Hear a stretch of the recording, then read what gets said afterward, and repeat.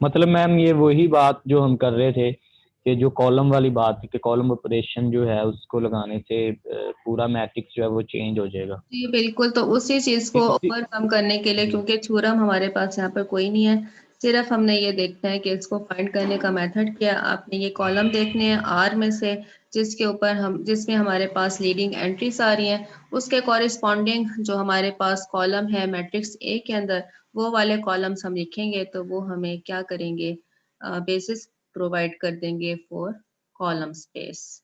ठीक है, यहाँ पर अब राइट एक चीज जरा नोट कर लें, वो चीज क्या है कि अगर तो मैट्रिक्स, ये देखें पिछले एग्जांपल के साथ जरा इसको कंपेयर कर लेते हैं ताकि कोई कंफ्यूजन ना रहे। वो क्या थी कि अगर तो मैट्रिक्स आर गिवन ही आपको मैट्रिक्स आर है, ठीक है, मैट्रिक्स आर अगर आपको गिवन है, आर का क्या मतलब है कि मैट्रिक्स इस वक्त एचेलॉन फॉर्म के अंदर कन्वर्ट हुआ है।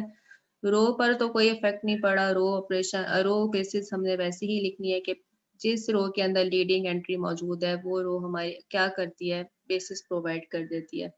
अगर तो ये आर है तो फिर कॉलम भी वही वाले सिर्फ आपने लिखने हैं जिसके अंदर हमारे पास लीडिंग वन मौजूद है, क्योंकि इसका मैट्रिक्स ए हमें गिवन ही नहीं है। ठीक है, लेकिन अगर क्या कंडीशन है, कंडीशन ये है कि अगर आपको मैट्रिक्स ए गिवन है, उसको आप एचेलॉन फॉर्म के अंदर रिड्यूस करके आर मैट्रिक्स बनाते हैं, तो अगर आपको मैट्रिक्स ए गिवन है तो उसके कॉलम बेसिस लिखने के लिए आपको ए पर ही वापस जाना पड़ेगा, और ए पर जब हम वापस जाएंगे तो उसके जो कॉलम है जस्ट आपने वो वाले लिखने हैं। अब आपने आर पर नहीं जाना बल्कि आपने कहाँ पर चले जाना है, ए पर, अगर मैट्रिक्स ए गिवन है। अगर मैट्रिक्स ए गिवन ही नहीं है तो फिर आर ही के जो हमारे पास कॉलम है जिनके अंदर लीडिंग वन मौजूद है, वही हमें क्या करेंगे, बेसिस प्रोवाइड कर देंगे फॉर द कॉलम स्पेस। ठीक है जी, अगली एग्जांपल भी ऐसी है, for the given matrix find the basis of column space. ठीक है, ये चीज पढ़ लेनी है ध्यान से कि नल स्पेस के लिए चाहिए कि हमें रो के लिए चाहिए या कॉलम के लिए चाहिए। ठीक है, तीन अलग अलग है। For the given matrix find the basis of the column space. Column space के लिए हम बेसिस लिखना चाहते हैं, मैट्रिक्स हमें गिवन है ए मैट्रिक्स, इसको हमने रिड्यूस किया एचेलॉन फॉर्म के अंदर। जब एचेलॉन फॉर्म के अंदर हमने रिड्यूस किया, हमारे पास फर्स्ट कॉलम के अंदर लीडिंग वन मौजूद है, सेकंड में नहीं है, थर्ड कॉलम के अंदर लीडिंग वन मौजूद है और लास्ट में नहीं है। ठीक है, तो यहाँ पर आ गया C1 डैश और यहाँ से आ गया हमारे पास C3 डैश। इसके कॉरिस्पॉन्डिंग हमने कहाँ चले जाना है, मैट्रिक्स ए के अंदर चले जाना है। तो पहला कॉलम 131 और जो थर्ड कॉलम था 251, ये हमारे पास बेसिस बना रहा है किसके लिए, कॉलम स्पेस के लिए। ठीक हो गया। नेक्स्ट है जी, the row space and the column space of a matrix have the same dimensions। कल हमने डायमेंशंस की बात की थी, डायमेंशन क्या होती है ये बता सकते हैं, डायमेंशन क्या होती है, वेक्टर स्पेस डायमेंशन का क्या मतलब है, पढ़ा है कि नहीं पढ़ा कुछ भी। मैम अभी कोई नहीं पढ़ा इसके बारे में। तो डायमेंशन तो बता देना कि क्या चीज है डायमेंशन। मैम डायमेंशन ऐसी चीजें हम याद नहीं रखते उसे। ऐसी चीजें याद नहीं रखते, कोई भी नहीं बताएगा।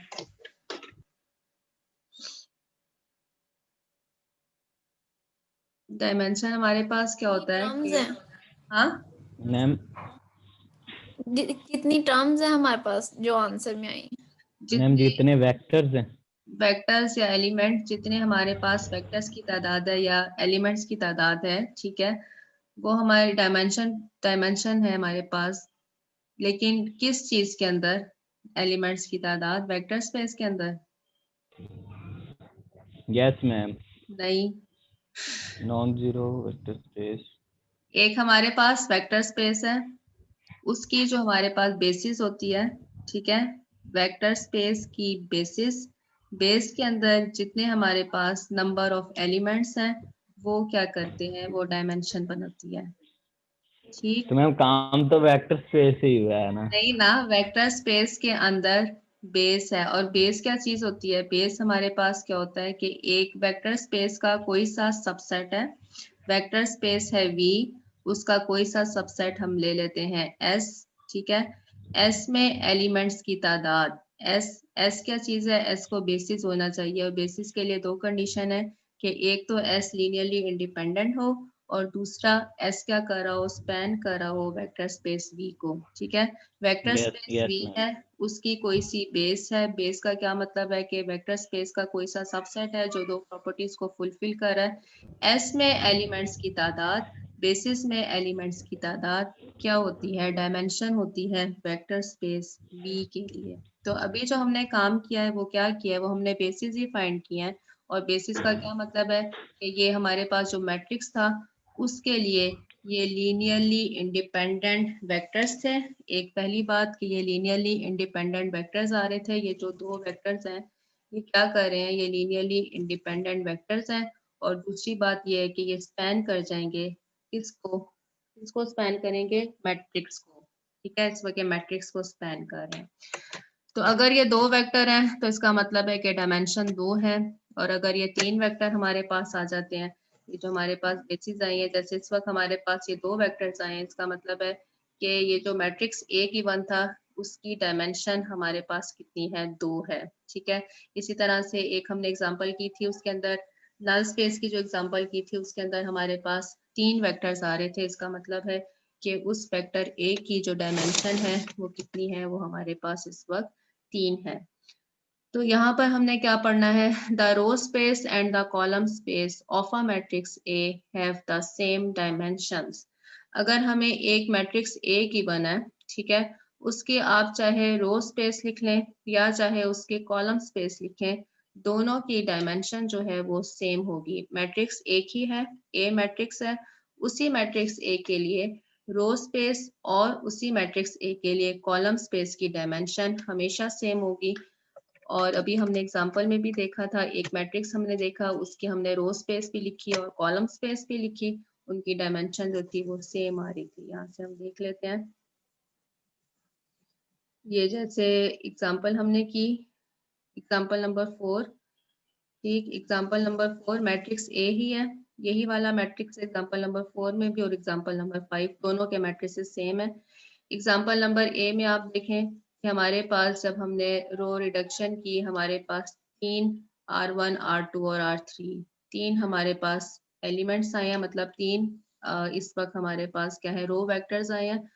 ये तीनों रो वेक्टर्स जो हैं ये लाजमी तौर पर, चूंकि हम बेसिस लिख रहे हैं इनको, ये बेस है, ये 3 रो वेक्टर्स हमें बेसिस प्रोवाइड कर रहे हैं, तो ये तीनों रो वेक्टर्स लीनियरली इंडिपेंडेंट भी होंगे और ये तीनों रो वेक्टर्स स्पैन कर रहे होंगे किसको, ए को। तो इन वेक्टर्स की तादाद कितनी है, 3, देयरफॉर डायमेंशन कितनी है, इस वक्त हमारे पास 3 डायमेंशन है। इसी इसी को हमने यूज किया है, यही हमारे पास एग्जांपल है। अब हमने क्या किया है, कॉलम के लिए बेसिस लिखी है, तो कॉलम्स भी देखें 3 ही हमारे पास आए हैं, तो डायमेंशन क्या है, 3। किसी भी मैट्रिक्स ए के लिए रो स्पेस और कॉलम स्पेस इनकी डायमेंशन जो है वो सेम होती है। थ्योरम है, जरा स्टेटमेंट नहीं है, सॉरी स्टेटमेंट है, प्रूफ नहीं है। नेक्स्ट क्या है, रैंक एंड न्यूलिटी, नल से ही है नलिटी, ठीक है। द कॉमन डायमेंशन इन दोनों की, ठीक है, the common dimension of the row space and the column space of a matrix A is called the rank of A. जो हमारे पास डायमेंशन आ रही है किसके लिए, कॉलम स्पेस के लिए, और जो डायमेंशन हमारे पास आ रही है रो स्पेस के लिए और कॉलम स्पेस की जो डायमेंशन है वो जाहिर सी बात है कॉमन डायमेंशन है, 2 है या 3 है, जो भी आ रही है, ये चीज क्या कहलाती है, it is called the rank of A and it is denoted by rank of A, ठीक है। The dimension of the null space, ये तो हमारे पास रो स्पेस से और कॉलम स्पेस से हमारे पास क्या आएगा, रैंक आएगा। लेकिन जो नल स्पेस है, the dimension of the null space of A is called the nullity of A and it is denoted by nullity of A. जो नल स्पेस की डायमेंशन है, मतलब कि जब हम उसकी बेसिस लिखते हैं, बेसिस की तादाद को आपने काउंट करना है कि कितने वेक्टर्स हैं हमारे पास, वो चीज क्या कहलाती है, न्यूलिटी ऑफ ए। ठीक हो गया। थ्योरम है, if A is a matrix with n columns, यहाँ पर पढ़ लें कि कॉलम्स की बात हो रही है। If A is a matrix with n columns then rank of A plus nullity of A is equal to n। Rank और न्यूलिटी को आप ऐड करें। रैंक का क्या मतलब है, या तो आपने कॉलम स्पेस कैलकुलेट किया होगा या फिर रो स्पेस कैलकुलेट किया होगा, ठीक है। न्यूलिटी का क्या मतलब है, आप जानते हैं कि होमोजीनियस सिस्टम का जो सोल्यूशन होता है वो क्या कहलाता है, नल स्पेस होती है वो। उसका रैंक, उसकी अगर हम डायमेंशन फाइंड कर लें तो वो क्या कहलाती है, न्यूलिटी ऑफ ए, ठीक है। Rank of A plus nullity of A is equal to n। Find the rank and nullity of the matrix. A matrix हमें गिवन है, ठीक है। हमने क्या करना है, काम हमारा यही है, इसको एचेलॉन फॉर्म के अंदर रिड्यूस कर दिया। जब ये एचेलॉन फॉर्म के अंदर आ गया तो आप जानते हैं कि रैंक क्या चीज होती है। रैंक हमारे पास होता है number of non zero rows in the matrix which is reduce in echelon form, which is echelon form in which number of non-zero rows is 2, so the rank of the given matrix is 2, ठीक है। यहाँ से हमारे पास dimension, अगर आप देखना चाहें कि हमारे पास रो स्पेस के लिए डायमेंशन कितनी आ रही है, तो ये देखें, पहली रो इसके अंदर आ जाएगी क्योंकि इसमें नॉन जीरो लीडिंग वन मौजूद है।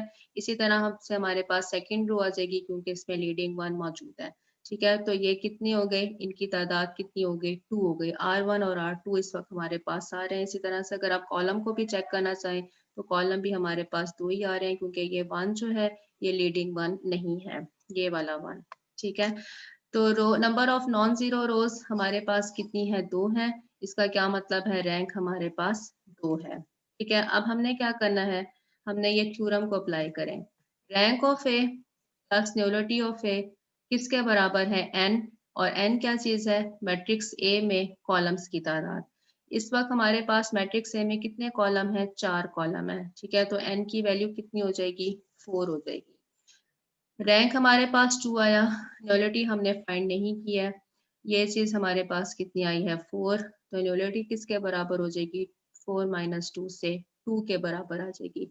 इसका क्या मतलब है कि हम एक चीज को स्किप कर सकते हैं। कौन सी चीज, हमें यहाँ पर 2 चीजें असल में तो फाइंड करनी थी, रैंक भी फाइंड करना था और न्यूलिटी भी फाइंड करनी थी। और न्यूलिटी का क्या मतलब है कि हमने क्या करना था, ये जो सिस्टम हमें गिवन है इसका ऑगमेंटेड मैट्रिक्स लिखना था, मतलब कि इसके आगे 0 0 डालने थे क्योंकि ये होमोजीनियस सिस्टम होगा। होमोजीनियस सिस्टम को हमने एचेलॉन फॉर्म के अंदर रिड्यूस करना था। फिर हमने क्या करना था, वहां से इसके सोल्यूशन लिखने थे, ठीक है। जैसे कि यहाँ से आप लिखेंगे x1 plus 4x2 plus 5x3 plus 2x4, इस तरह से लिखना था। वो चीज़ हमने सारी छोड़ दी है क्योंकि अगर एक चीज़ हमारे पास मौजूद है, क्योंकि कॉलम्स की तादाद तो लाजमी तौर पर होगी, इनमें से हम एक चीज फाइंड कर लेंगे तो दूसरी ऑटोमेटिकली हम यहाँ से फाइंड कर सकते हैं। ठीक हो गया जी, बस खत्म हो गया मेरा ख्याल से। If A is any matrix then rank of A बराबर है किसके, rank of A transpose. If A is any matrix then rank of A is equal to rank of A transpose.